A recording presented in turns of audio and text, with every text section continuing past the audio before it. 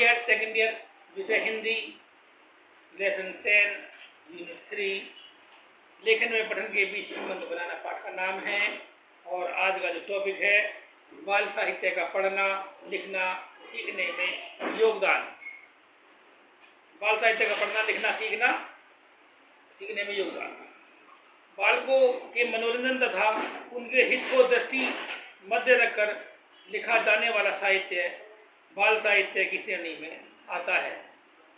दूसरे शब्दों में वह साहित्य जिसका केंद्र बालक होते हैं बाल साहित्य कहलाता है। बाल साहित्य की सामग्री। बाल साहित्य में बालकों की अवस्था एवं रुचि के अनुसार पाठ्य सामग्री का संकलन होता है। इसमें बाल कथाओं, बाल गीतों, सचित्र कथाओं, पशुओं पक्षियों पर आधारित कहानियों एवं बाल कविताओं आदि को पाठ्य सामग्री के रूप में रखा जाता है। यह पाठ्य सामग्री बालकों को स्वस्थ मनोरंजन करने के साथ साथ उन्हें जीवनोपयोगी शिक्षा भी प्रदान करती हैं। काल्पनिक कथाएं बालकों की कल्पना शक्ति को विकसित करती हैं। पढ़ना लिखना सीखने में बाल साहित्य महत्वपूर्ण योगदान करता है। जैसा कि बताया जा चुका है कि बाल साहित्य की सामग्री में कथाएं अधिक होती हैं। कहानी सुनने में बालकों की स्वाभाविक रुचि होती है।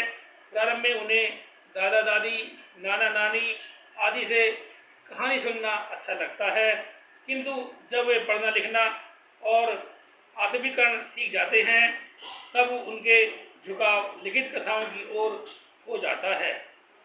अब वे पुस्तकों में कहानी और कथाओं को पढ़कर कहानियों के प्रति अपनी जिज्ञासा और रुचि को तुष्ट करने लगते हैं। कहानियों की भांति बाल गीतों और बाल कविताओं में भी बालकों की स्वाभाविक रुचि होती है।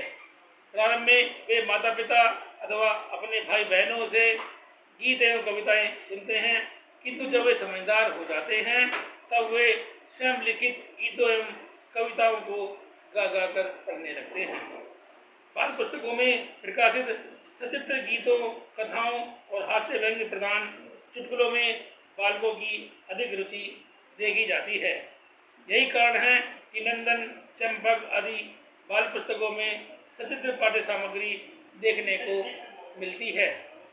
पढ़ना सीखने में बाल साहित्य का योगदान। बालक जैसे ही बाल साहित्य के संपर्क में आता है और पुस्तक में अंदर लिखित चित्र को देखता है तो उस सामग्री के प्रति उसकी जिज्ञासा एवं उत्सुकता जागृत हो जाती है। वह उन कथाओं और कविताओं को पढ़ना चाहता है।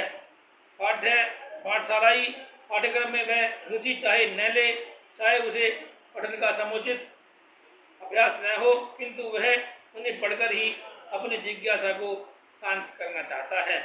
इसके लिए वह अंतः प्रेरणा के वशीभूत हो पढ़ने का प्रयास करता है।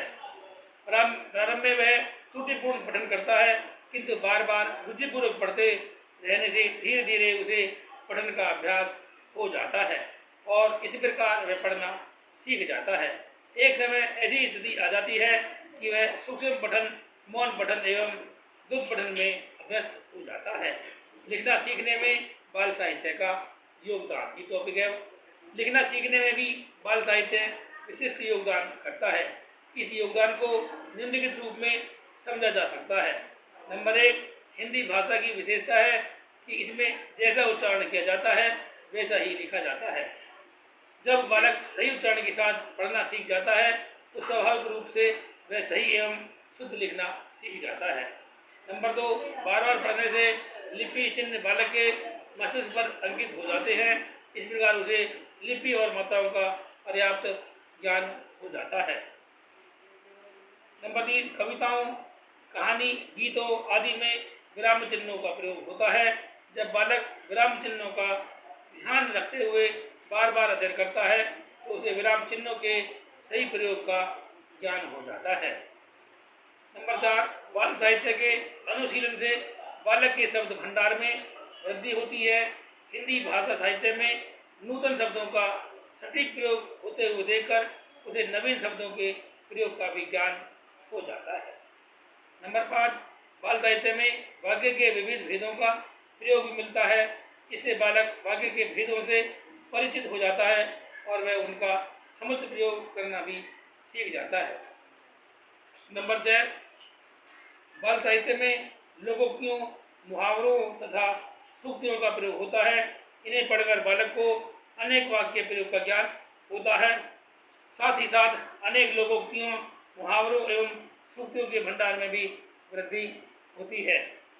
नंबर 8, बाल साहित्य के अध्ययन से बालक लेखन की विविध शैलियों से परिचित हो जाता है। उक्त बिंदुओं से स्पष्ट कहा जा सकता है कि लिखना सीखने में बाल साहित्य का महत्वपूर्ण योगदान है। ये था हमारा लेसन 10। आज लेसन 10 पूरा हो चुका है और इसके कुछ प्रश्न मैं बता रहा हूँ, फिर इसमें से प्रश्न बन सकते हैं। जैसे नंबर 1, पढ़ना लिखना सीखने में कहानी, लोक कथा एवं रोचक प्रसंगों का क्या महत्व है, स्पष्ट कीजिए। इस प्रकार के प्रश्न बन सकते हैं। नंबर 2, जैसे शिक्षण में लोक कथा एवं कहानी से संबंधित विभिन्न गतिविधियों का वर्णन कीजिए। इस तरह से अगला प्रश्न बन सकता है, हिंदी शिक्षण में प्रयुक्त विभिन्न लोक कथाओं अथवा अंतर कथाओं का वर्णन कीजिए।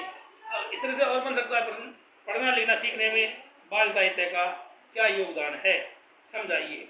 ये था हमारा आज का टॉपिक। लेसन 10 पूर्ण हो चुका है और लेसन 11 कल चलेगा, नया टॉपिक। और आज के लिए इतना ही। बने रहिए हमारे यूट्यूब चैनल पर, मास्क लगाइए, स्वच्छ रहिए, घर पर रहिए, सुरक्षित रहिए। धन्यवाद।